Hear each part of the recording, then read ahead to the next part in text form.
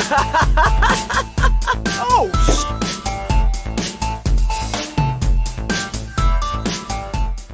What's up, everybody, and welcome back to another episode of the Dead Funny Review Show. I'm your host, Chris, and today we are finally going to finish off Fear Street series. The third movie came out, watched it, and I'm here to tell you my thoughts and views on it, and then we can kind of put a nail in the coffin of the Fear Street chapter. There is some rumors that the director wants to make more. Whether that will happen or not 100% sure. I haven't really done too much research into how the series is going. Quite frankly, I don't care enough to, I guess, do that for this specific thing. So there's that. But let's go ahead and jump into it. So with the third one, and this will probably be a pretty quick review show for you. With the third one, this one was probably one of the most interesting. One, because it had all of the killers, but two, because it talked a lot about the witch. Basically, as I said last time, we saw that the one chick was being sent back in time to live out the witch's life and see what happened. A lot of stuff happened. A lot of stuff went on. Basically, she basically got caught, making out with the chick, and back then that was a no-no type deal, and this guy in the village saw it, and so they were saying that, all the plagues and stuff that were happening was due to the fact that the devil was taking over, and sinners brought the devil there, so therefore they were the sinners, so they're the ones that brought the devil there. Best scene out of the entire movie, as far as for like a killer film, was easily when a lot of people are banging on the church door and trying to get into the church door. And they're all like, the pastor took all of our kids, and they're all in there. So they're trying to get in. It was a crazy fucking scene. Like the guy that finally gets in and tells everybody else to keep them back. Like, you see all the kids just sitting in seats, and their heads are kind of down like this. And in the middle, there's just this weird looking pile. As he gets closer, it's all a pile of eyeballs.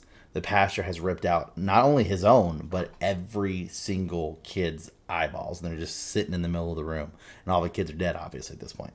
So yeah, it was pretty crazy movie. They definitely kicked it up as far as like an actual horror flick is concerned, which I liked, and I thought was done pretty well.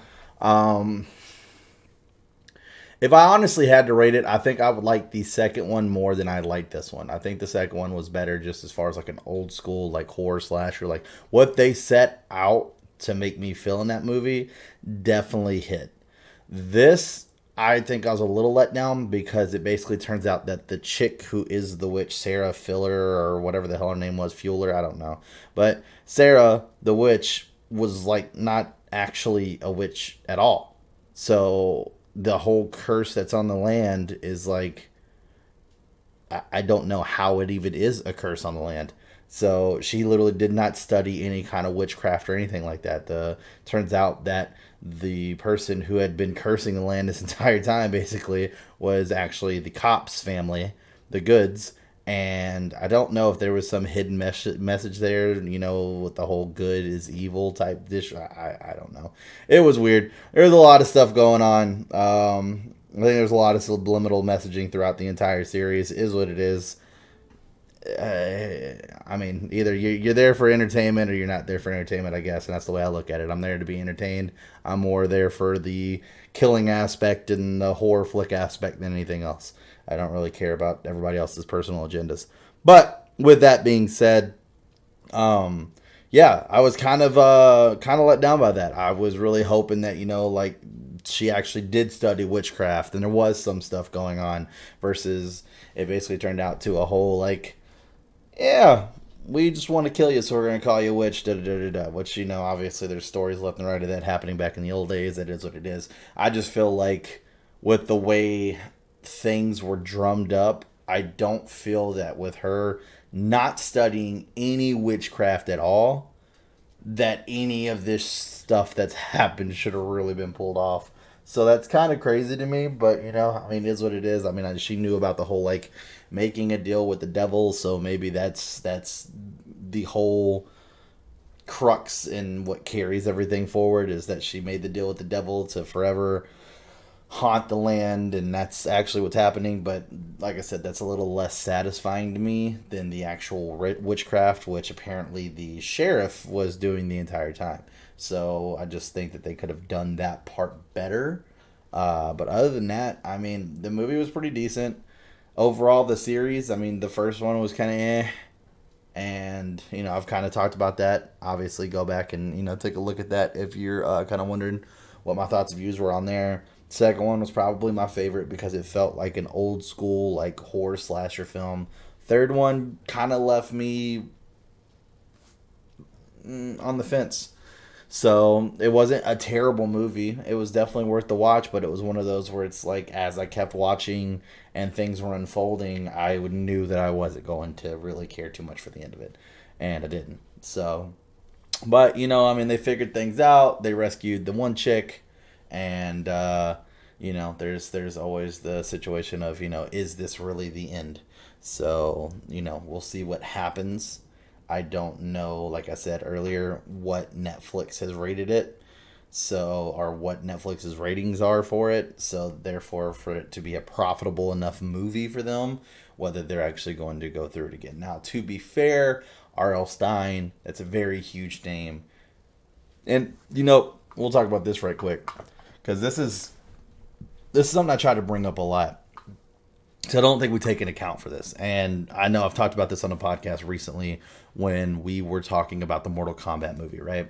R.L. Stine is a big name. It's not like that's like a small name. Like, at least for my generation and the generation before me, like, we grew up on Goosebumps. We know what R.L. Stine is.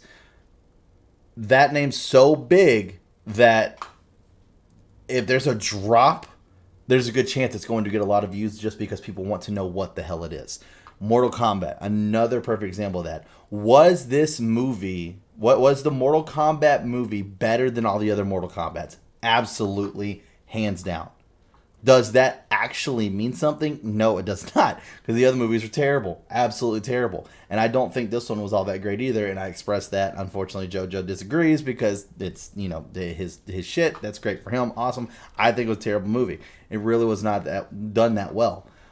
There were a lot of things that we were able to pick apart in our review show of that movie.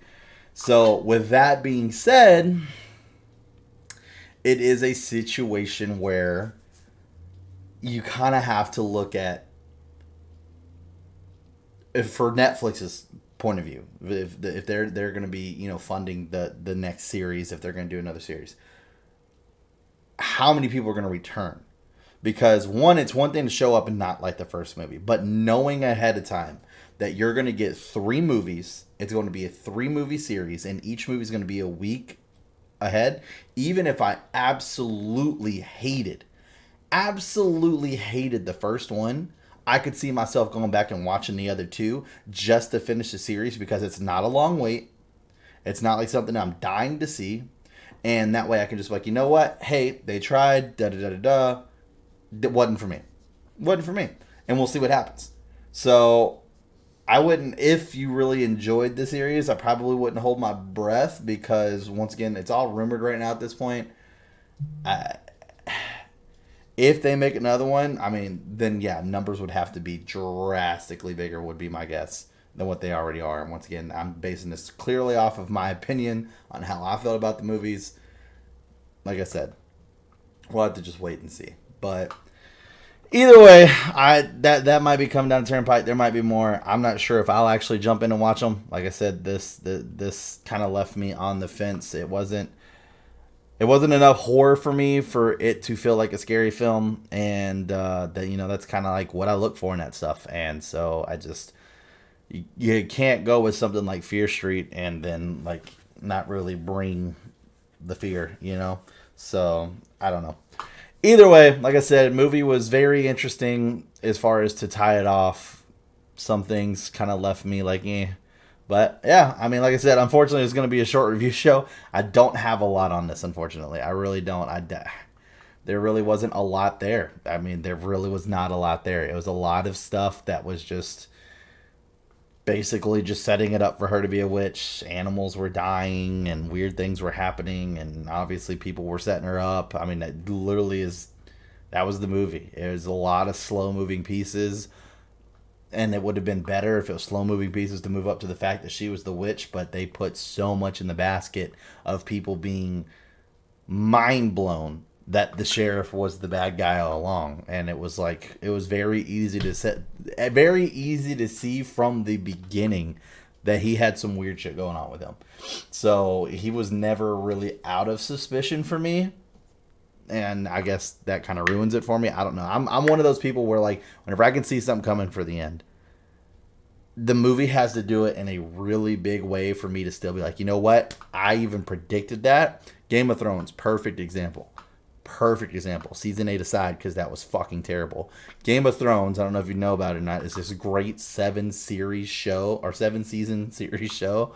It's phenomenal. Then they did this weird, like, 8th add-on, and it was fucking terrible. But before that, I would be able to guess certain things that were going to... Like, I knew Ned was going to die. I knew, fucking...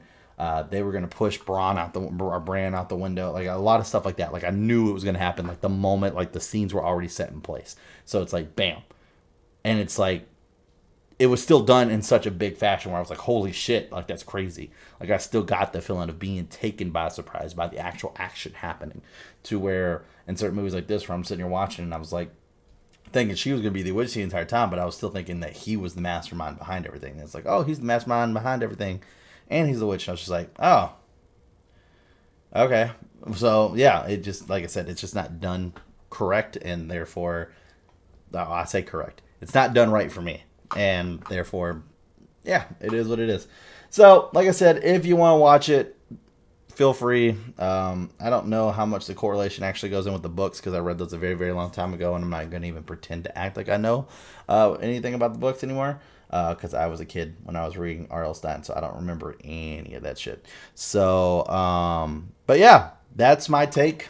Unfortunately, like I said, if some of you were hoping that I was going to give you an outstanding review and you were going to go watch this series, I'm sorry. That's not what I'm here for. I'm here to give you how I truly felt about it, because that's what I do. And that's how I truly felt about it. So hopefully you enjoyed this. If not, let me know in the comments below, I guess. If you did enjoy this, let me know in the comments below. Hit the like button, the subscribe button. Make sure you share. Also, don't forget, we got a merch store to go check out some of the merch. Best way to help us out is to comment and share our stuff around. We're getting close to 200 subscribers, which we're getting super pumped about. And we'll do another thank you video for that, which comes with, whatever special video we're going to do content-wise. Me and the team are currently in talks on what we want to do for our celebration video.